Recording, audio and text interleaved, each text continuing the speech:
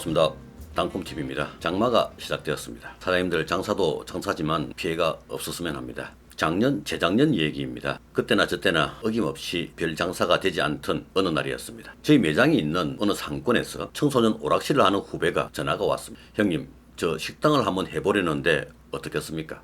평생 식당 한번 해보지 않았던 사람이 갑자기 무슨 식당이냐고 하니까 저도 아는 가게인데 쇼핑몰 3층에 20평 식당 2개를 하고 있는 사장님이 사정이 있었어 다른 곳으로 이전을 하게 되어 가게 2개가 권리 시설비가 없이 나오게 된 거였습니다. 에어컨도 빵빵하게 있고 40억 바스 냉장고며 테이블 냉장고까지 모두 있었습니다. 그런 건 가져가면 될 텐데 왜 두고 가냐면요, 계약 기간이 2달 남아 있어서 집기 모두 주기로 한 거랍니다. 식당을 하려는 사람에겐 좋은 조건이 아닐 수 없습니다. 근데 자리는 좋지 못했습니다. 쇼핑몰 뒷라인이라 앞라인에 비해서 유동이 적어 임대료도 절반 수준이고 매출도 나빴습니다. 시설 집기가 그대로 있어서 좋았고 상대적으로 저렴한 임대료도 강점이긴 했지만 나머지는 다 좋지 못했습니다. 매출도 부진했습니다. 각 보증금 3천만 원에 임대료가 100만 원 수준이었습니다. 그런 상황인데 아무 경험도 없고 평생을 청소년 오락실만 한 친구여서 더더욱 의아했습니다. 나이도 50대 중반이었습니다. 그런 상황에 전화통화로 긴 말하기 어려워 무조건 망하니 하지 말라고 하고 말려야겠다는 생각에 다음날 찾아갔습니다. 그래,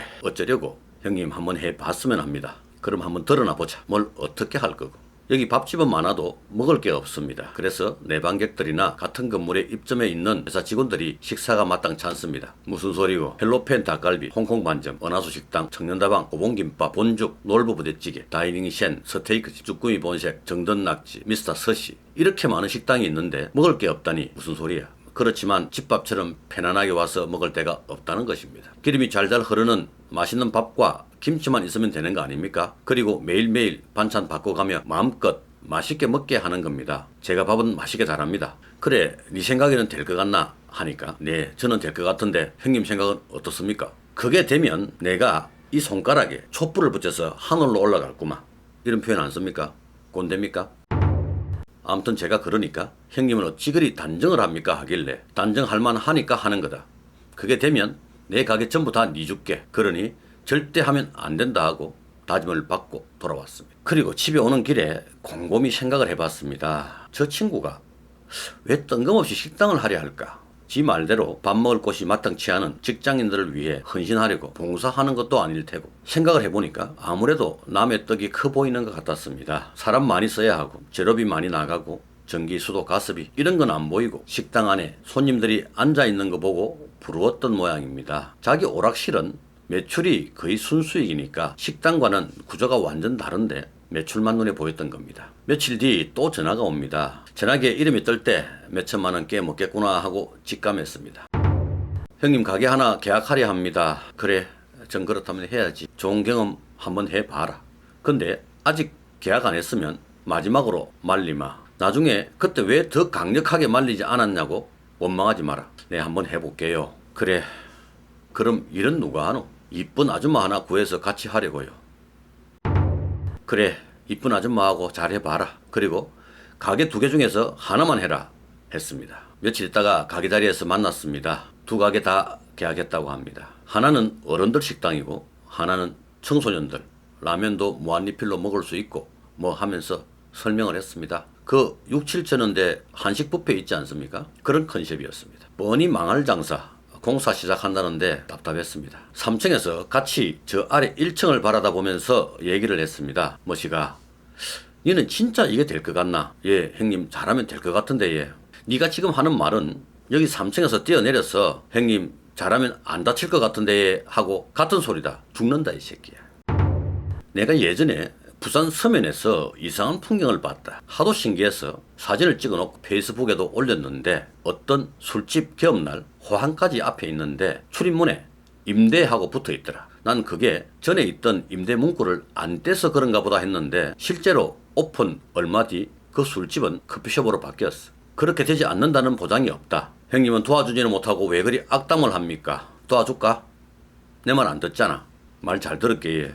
그럼 업종 바꿔라. 저가 한식 뷔페는 안 된다. 저는 될 것 같은데 예. 에레이. 그렇게 시간이 흘렀습니다. 10월 1일, 그러니까 2018년 국군의 날이 오픈이었습니다. 언제 오픈하노 하다가 깜빡 잊어버렸습니다. 그 후배가 전화가 왔습니다. 아, 오픈했나 보다 싶어 반갑게 받아 오픈했냐고 하니까 호탕하게 껄껄껄 웃으면서 하는 말이 형이 말대로 됐습니다. 무슨 소리야? 개업날 임대 붙였습니다. 왜냐고 계속 물어도 그냥 그렇게 되었다고 합니다. 일단 알았다고 하고 만나러 갔습니다.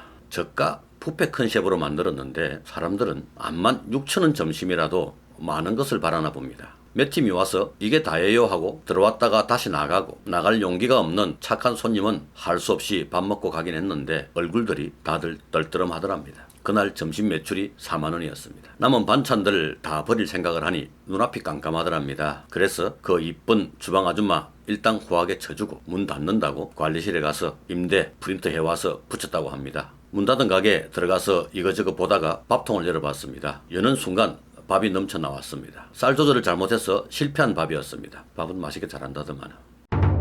다른 걸로 바꿔서 해봐라고 했습니다. 내가 도와줄 테니 바꿔보자 하니까 절대 안 하겠다고 고개를 절레절레 합니다. 왜 그리 안 하려고 하냐고 물어보니까 쪽팔려서 못 하겠다고 합니다. 하기야 청소하시는 아주머니들 사이에도 수근수근 소문이 다 나버렸거든요. 오픈날 망했다고. 그리고 시간이 또 지나갑니다. 저는 또 그 일을 잊고 지냈는데 우연히 만나게 됩니다. 지난번 영상에 월 수입 1,500만 원 번다는 그 29살 청년이 하는 쭈꾸미 가게에서 늦은 점심을 하려고 들어갔는데 앉아 있었습니다. 오랜만이네. 어찌 돼가노? 하니까 그냥 그렇습니다 하더만은 얘기를 꺼내는 겁니다. 오픈날 문 닫은 가게가 뭐 그리 잘 나갈 리 없다는 판단을 한 그 후배는 가게를 계약하는 사람에게 지원금 명목으로 가게 하나당 500만 원씩 현금을 지원한다는 겁니다. 마이너스 권리금인 거죠. 시설이 다 되어 있고 이제 전에 없던 접시, 숟가락까지 다 있습니다. 말 그대로 몸만 들어와서 하면 되는 상태였습니다. 거기에다가 하나당 500만 원, 두 개 1,000만 원입니다. 대박이네 하니까 형님이 좀 해주세요. 다른 사람은 몰라도 형님이 하면 될 수도 있잖아요 하면서 놀랐습니다. 잠깐 생각을 했습니다.